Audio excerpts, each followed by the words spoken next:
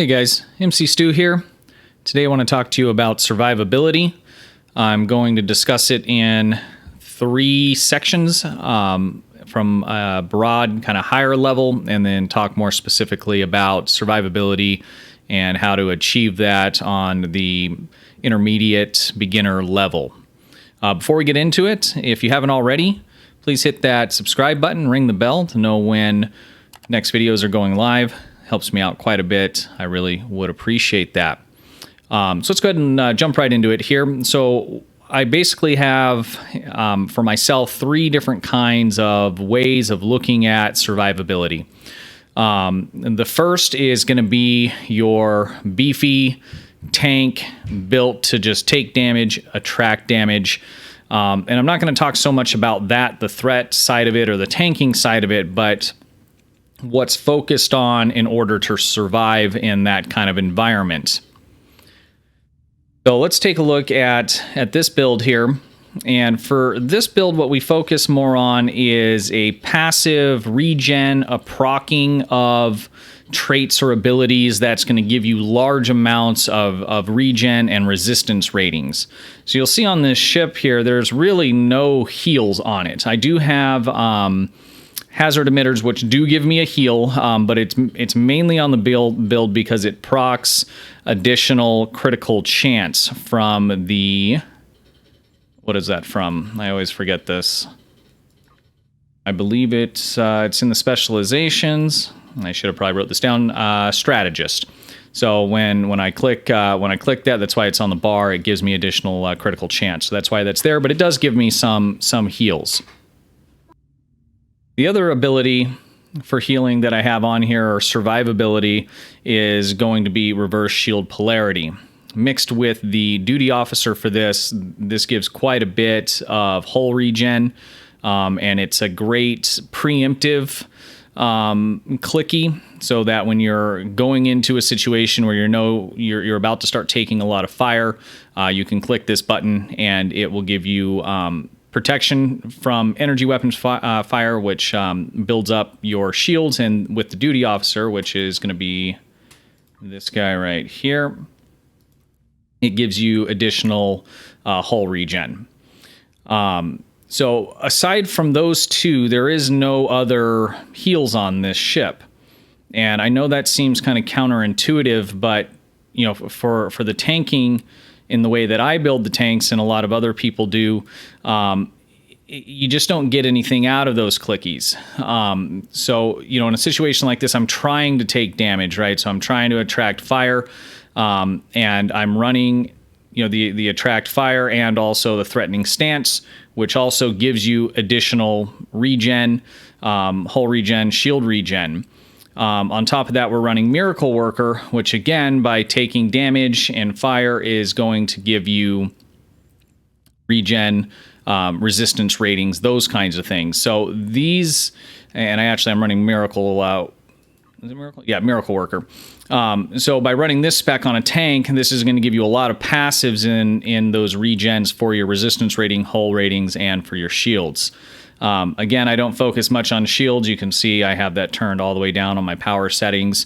But your tanking and your ships that are built to just be able to take that damage are really relying on these kind of passive things, if you will. There's not a lot of clicky in the way of survivability. Now, I am running a DPRM that's kind of an oh crap button, which can help if you're getting into a real sticky situation. That, along with reverse shield polarity, there's not a lot in the game that'll kill you while those 2 things are running.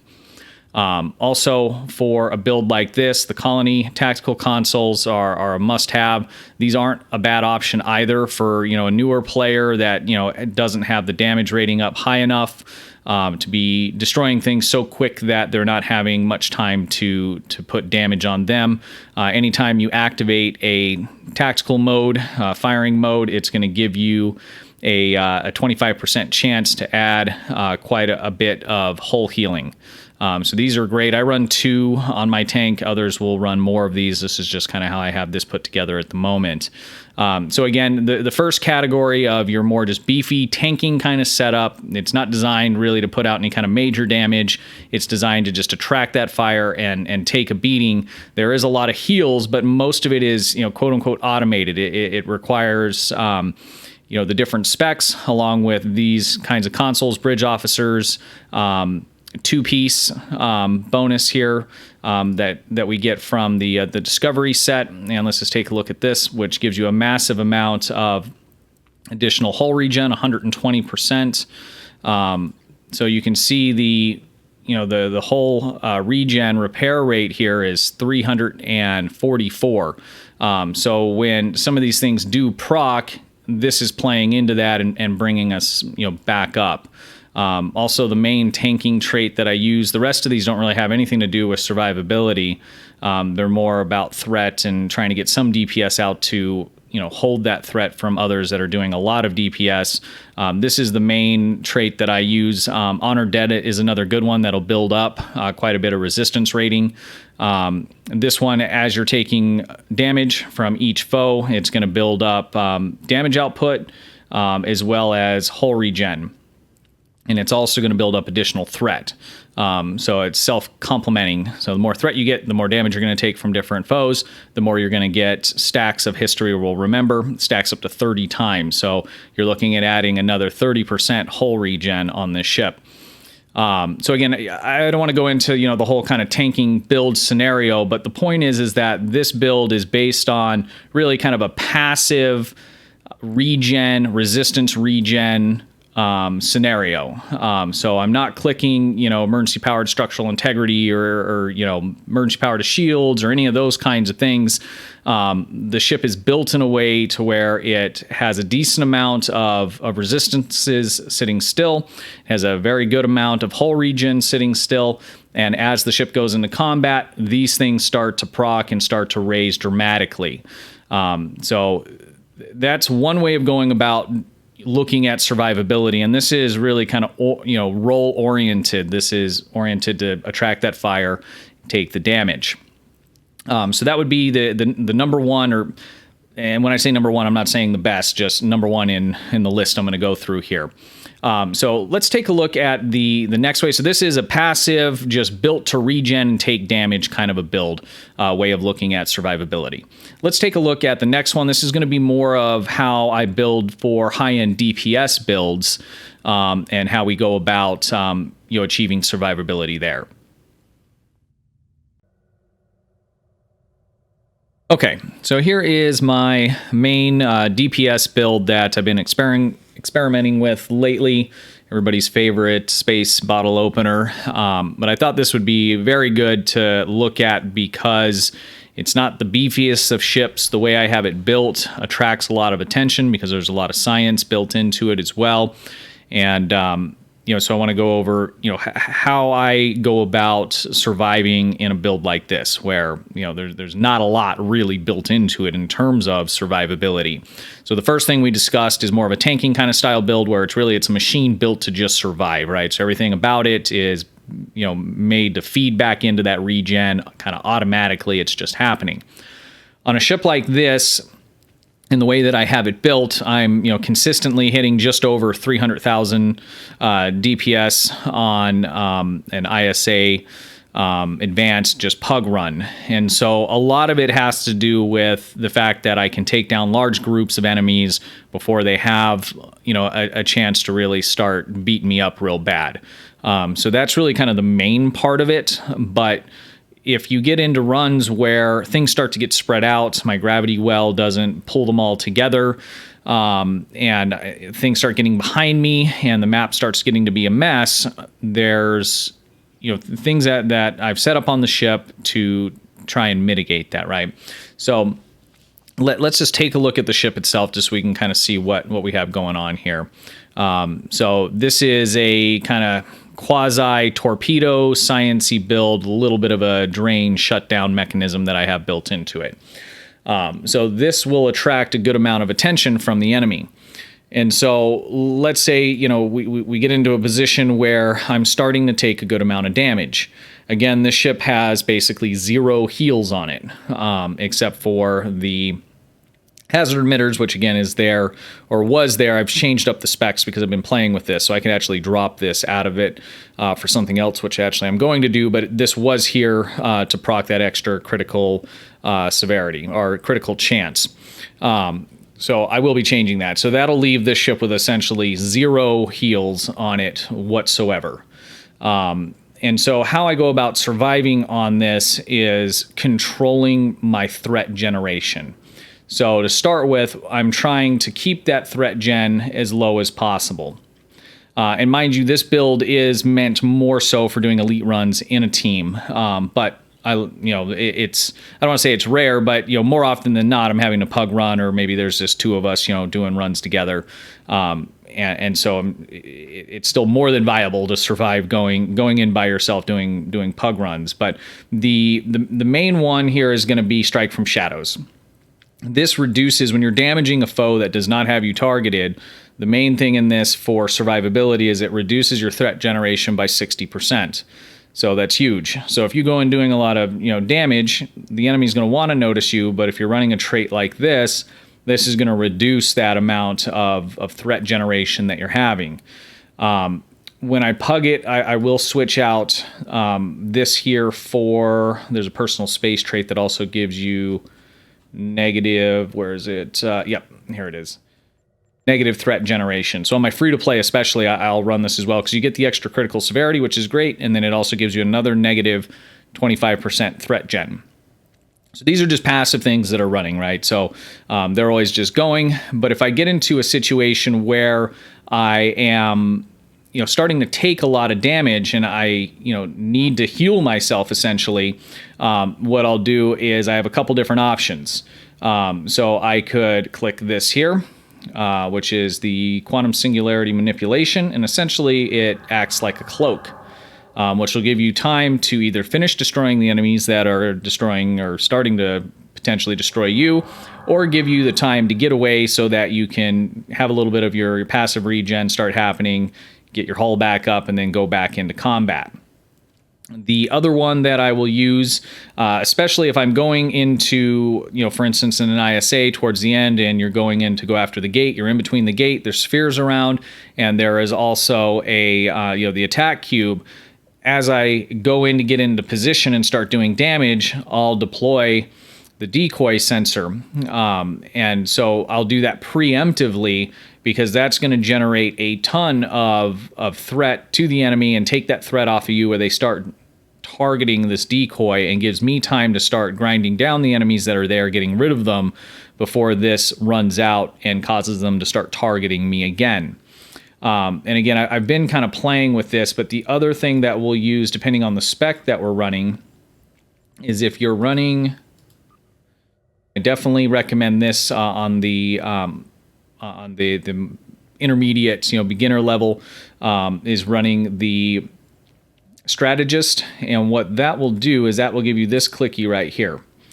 And if you are not in threatening stance, which you wouldn't be unless you're a tank, when you click this, what it does is, while not threatening, it placates foes within 10 kilometers and generates 50% less threat. So it placates everybody, so they stop doing what they're doing, and then it also reduces that threat generation that you're putting at by 50%. Clicking this will also give you 3% bonus all damage per affected foe. So there's also a damage aspect to this, which isn't exactly relevant for what we're talking about. Well, I guess it is to a certain degree, right? So you're starting to get beat up a little bit. You click this, it placates the enemy. It also reduces your threat generation, and it also massively boosts your damage output, so you can hopefully finish them off before this placate, this 10 seconds ends. So those are really kind of my 3, oh crap buttons on this build and on most of the higher end DPS builds that I put together. I do have, a couple other ones here where this is from a mission drop. I'll link it down in the description. It's one that's, I think for most of the factions, it's been taken out of the mission episode logs, but it is in the available if you've completed certain missions. I'll put a link in the description so you guys can find this. But clicking this gives you plus 34% or plus 34 all damage resistance for 15 seconds. So if you're starting to get hammered, let's say you've used all of these, or how you decide to deploy these is going to really kind of be up to you in the way that you're flying and building your ship. You'll have to kind of figure out how you'll go about using these items together, but this gives you a good size boost to your damage resistance. It gives you some defense rating, which I don't really think is a thing when you're fighting NPCs. From what I've seen, your defense rating, and not to get way off subject, but defense rating is basically an equation when you're going up, let's say in PvP. Your defense rating compared to somebody's targeting accuracy rating. And so that plays a huge role there. My thought is that NPCs have an extremely low accuracy rating. And so defense rating for you, if you're not PvPing, which is what most of the people playing the game are doing, is they're playing PvE. Defense is not a big deal. Unless you're going to PvP, do not put any thought or points into defense. You're just not going to get anything out of that, and there's much better places to spend your resources, be it console, skill tree, or anything else. And then the next one is going to be Brace for Impact. So this is going to give you additional hit points every second, and it doesn't say for how long. And it gives you quite a huge chunk of resistance rating for kinetic and torpedo damage. So these are the two. Again, going into the attack cube, I've deployed the decoy sensor. That time period starting to run out. There's still things alive. I'll start clicking maybe some of these here in order to give me some additional resistance ratings. So basically what we're getting at here with a build like this is it's not so much about healing. The survivability aspect of it is number one, DPS output, but then number two is avoiding taking that damage. Using decoy sensor, the decoy platform, or using threat reduction through the traits and personal space traits, or being able to drop that threat if you're being targeted and taking a lot of damage. So this is really survival through avoidance of taking damage is really what we're focusing on a build like this. That is not as viable if you're not putting out enough DPS, because yes, it'll work, but it's not going to work long enough for you to get the job done. So, let's say you're doing under 100K in an ISA, and I know we always use that, but that's our reference point using ISAs. I know everybody plays all kinds of different TFOs. I get that comment pretty often. I play all kinds of other TFOs, but the ISA is the best map to be able to kind of baseline your builds and how it's performing. So if you're putting out less than 100K and you use one of these abilities to drop that threat, it's going to work for you just the same as it is for me. The question is whether or not you're going to be able to finish off those bad guys before that ability goes away. And it might, maybe you got ahead of your team, and so you're starting to get beat up. You can click one of these abilities, the team catches up, and you're back off to the races. But this kind of build is really, meant for, your 150K and up, 100 or over 100K. It just depends on how you build the ship. You can mix these things too, which you'll see when we go to the next build option or methodology and survivability. So that's how you go about doing that. So far we've talked about, building a ship that's a machine to just regen you, keep you alive. That's what the whole thing's built for. It's not built for damage. Now what we've looked at for survivability is damage avoidance, threat reduction, dropping threat, and then obviously, DPS output so that we can destroy those enemies quickly. So let's take a look at the last methodology that I'll use to build for survivability.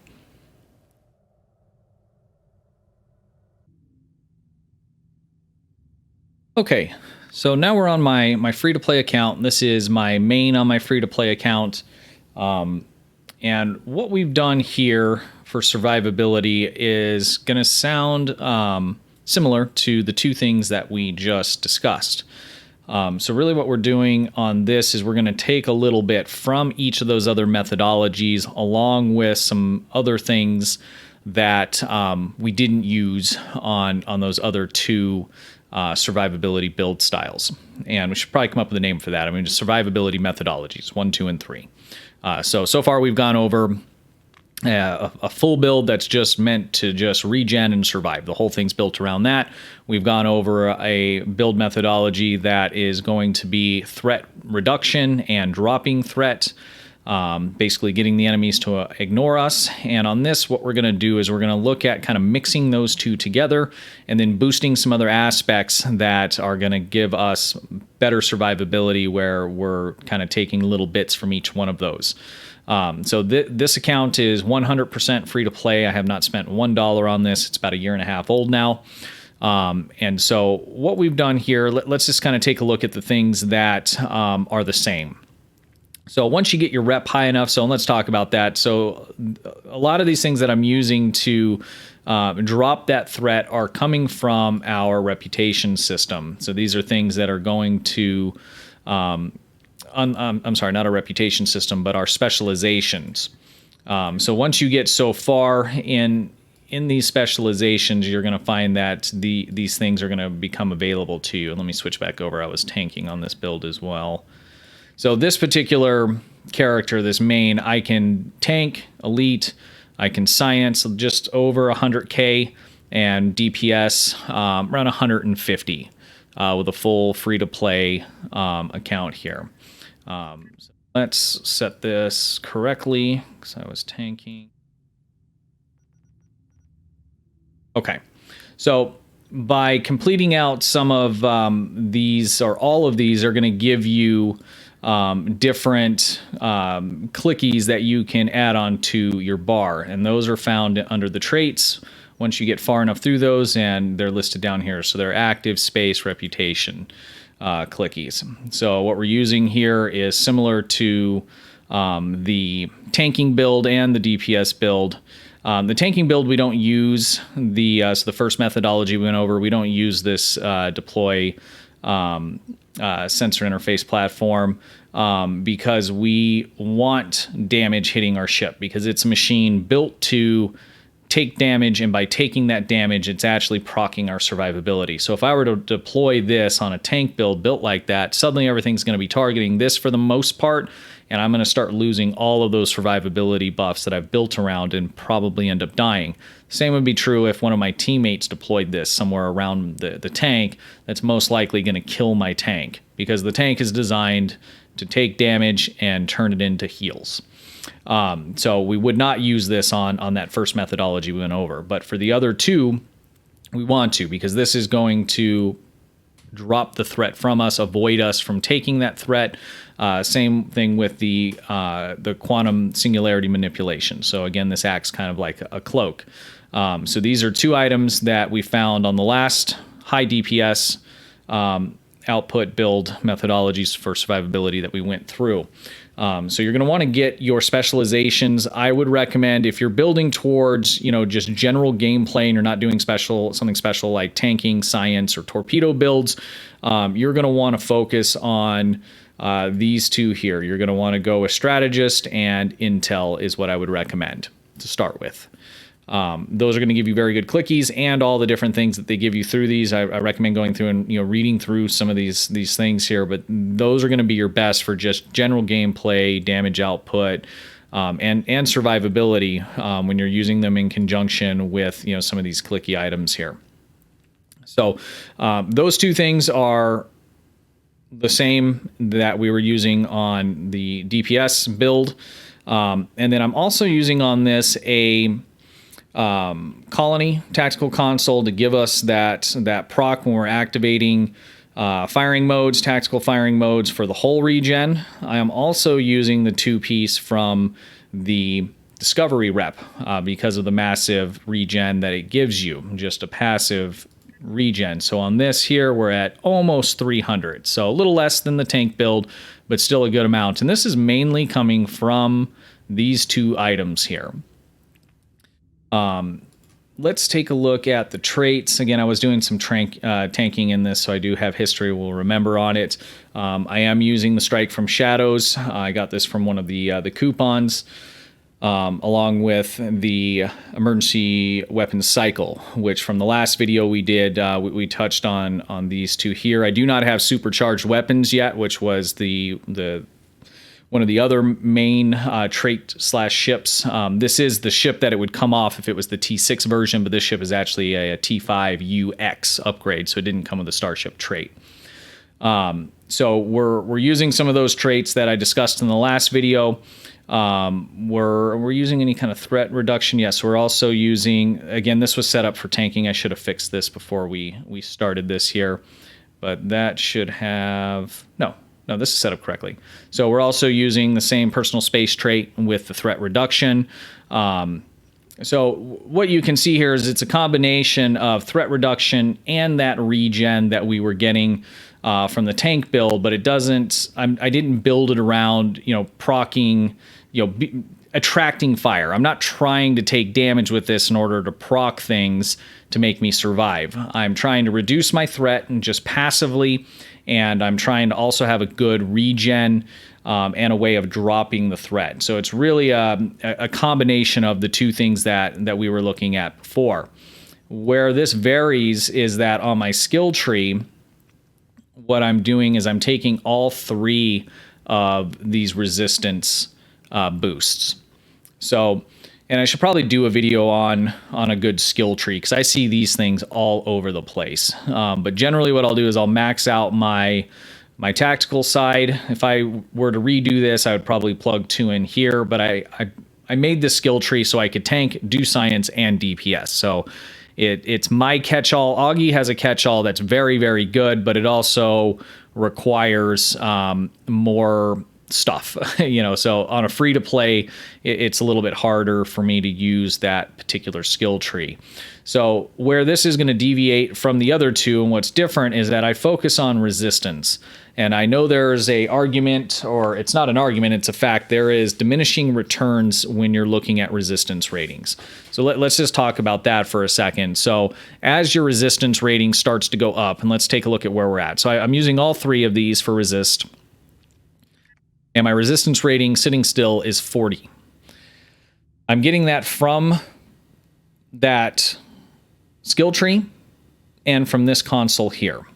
And we'll talk about this console here in just a moment. So this console gives me an additional plus 17.5 all resistance rating. So with diminishing returns, if I were to start throwing consoles in, or I don't know, other personal space traits or whatever, in order to continue to boost this, when you start putting things in, and let's just see if we're at that level yet. So that's plus 17.5. So you see how when I took that out, so we're at 30. Let's just look at the top one here. We're at 34.8. Let's put that back in. And now we're at 40.9. Okay.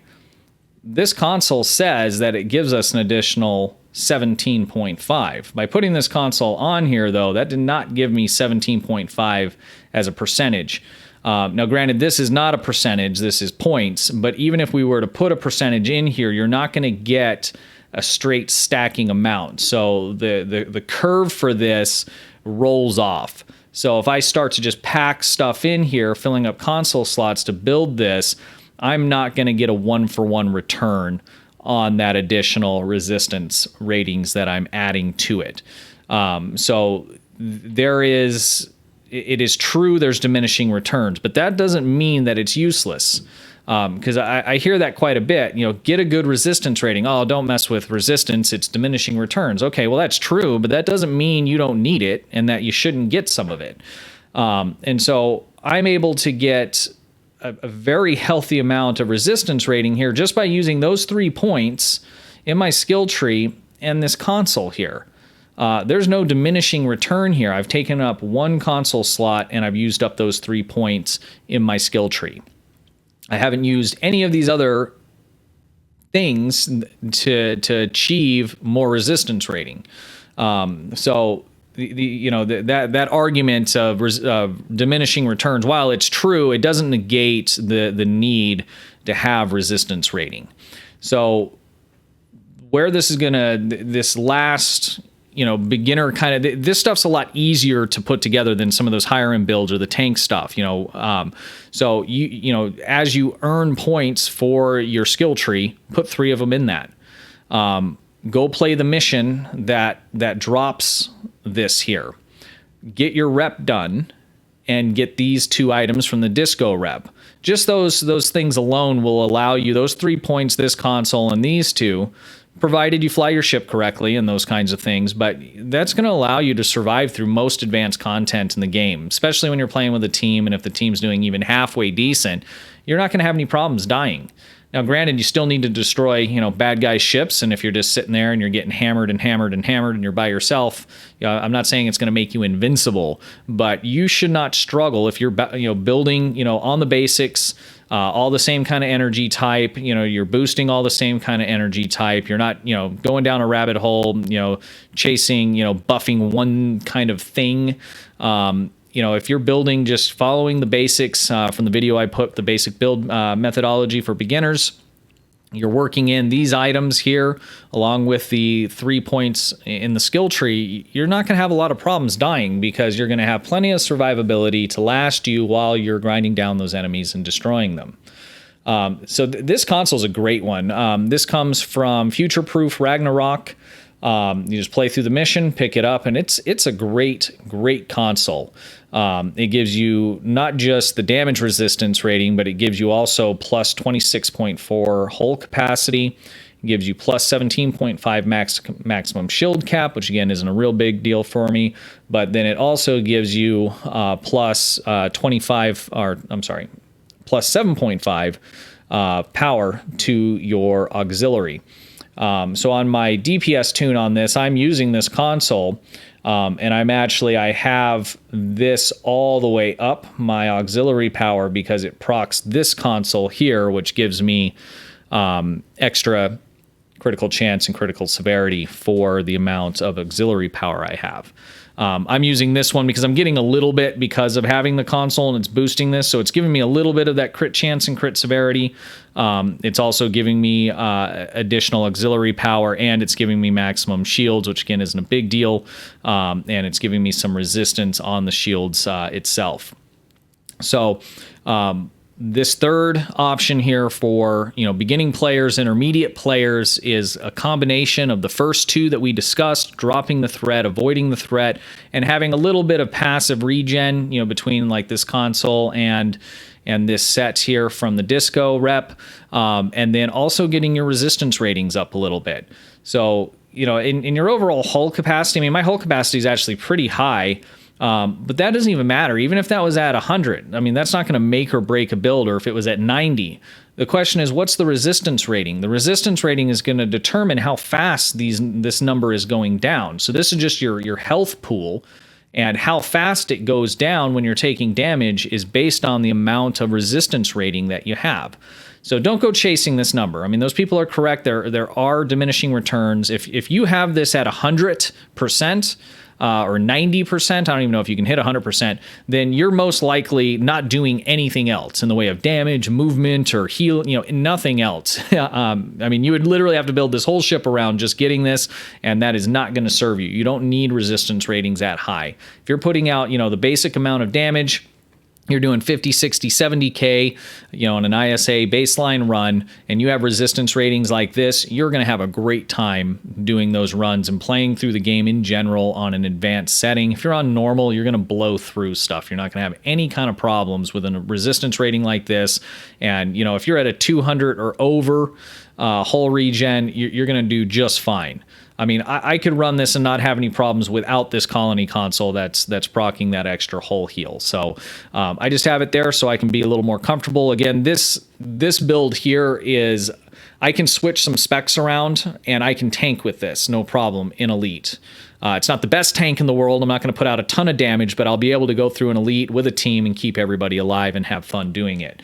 And, brag about this as a 100% free to play, build here that we've been able to put together. So again, let's just recap. First was a tank. It's a machine built to attract fire, and it converts that damage into regen. It just is a self-perpetuating healing machine. The next is going to be an ultra high output DPS build where we're preferably destroying enemies before they even have a chance to destroy us, and we're controlling the threat generation as much as possible passively, and we're using clickies that are going to allow us to drop that threat if we do start taking a bunch of damage. And then the third methodology here is going to be to mix those two, where we have a little bit of kind of a passive, regen going on.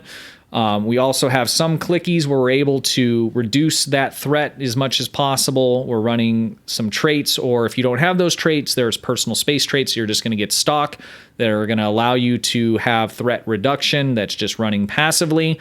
And we're focusing a little bit here in our resistances because we're not getting best of the both worlds. We're getting what we can afford and what we can get from those first two, and we're making up the difference with the resistance ratings here. So again, just to reemphasize, don't go chasing this number. 40 is pretty damn high. So get this to 30, 35, 40 is great. If you're going over this, look at something you can take out to use for damage output, because you're just not going to need more than that if you're not playing, as a tank or doing some other kind of weird build. And weird builds are fine. I mean, there's no problem with that. I'm talking to people that are wanting to build towards performing their overall, performance, damage output, and being able to survive. So if you want to build, a resistance build, go right ahead. That's totally cool. I'm just not exactly talking to you in this particular video. So I try and make sure that I'm clear about, I'm not telling you this is how you need to do it. I'm just telling you this is how I do it. And if you're wanting to pursue a certain aspect of the game in building for damage and a balanced build to be able to do that, to run solo or in teams, this is how I recommend going about doing it. If you're doing oddity builds, if you're just saying, I want to build a ship to have the highest overall shield regen, great. That's totally cool. Again, like I always say, this game's here to have fun, and however you go about doing that, you should go ahead and do it, because that's, obviously not a problem with me. And I'm not one of those people who are going to shame, why are you in this ISA and you're not doing, barely anything? Well, maybe you're having fun barely doing anything, and that's all that really matters. So don't get me going on that again. So I think that sums it up, guys. I hope that's helpful for you. If you'd like to see some specific kind of build stuff, I try and shy away a little bit from, here's a ship and here's how you should build it. Because not only is there a million different ways to do that, which is fine. I mean, you guys are watching this for my opinion on how I do it, but we all have, massively differences in the kind of resources, the traits we have, the consoles we have available. And so that tends to be kind of, difficult for me to go and do that. I try and talk a little more high level about how to go about thinking about putting together these builds. But if there are specific stuff you would like to see, please go ahead and put that down in the comments. That's really helpful for me to be able to, come up with content for you guys that you're going to like. And I'm more than happy to take a look at that stuff and put videos together for you like that. So again, I hope this was helpful. If you haven't already, hit that sub button, ring the bell. I'd really appreciate it. And until next time, stay safe, and thank you for watching.